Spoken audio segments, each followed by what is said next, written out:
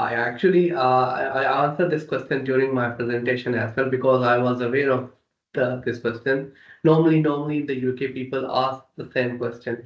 The reason behind in the UK we can, as I mentioned, that we can register the company within you can say that 72 hours, and the registration of application registration process is just for 1 hour.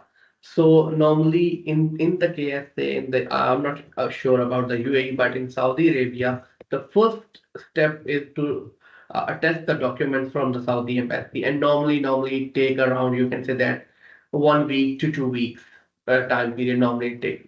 After that, we have to start the application process, and as I mentioned that the government is involved, so you can expect no around 1 month, 2 month, and even if it goes more than that. So the whole process, the whole journey, you can say that you can separate a quarter for that. But it's not as hard and fast rule. Definitely there is a provision of, and there is a margin as well there. I think the good, thanks Amir, I appreciate it. I think the good news is the very short part early on at the beginning, that 72 hours. What you want to make sure is that in terms of registering something, if there's an issue at that point, then obviously you've got a bigger problem.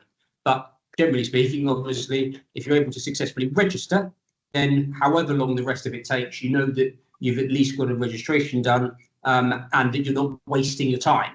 I think if from application point through to that point was 4, 5, 6 weeks, then obviously you're sort of sitting there in limbo, not knowing where you stand. But in terms of getting the first most fundamental thing done is super quick, and I can say that for the UAE as well. I'll let Mr. Almas or Mr. Shirshak expand if they want from a UAE perspective. But that first early doors part is really quick.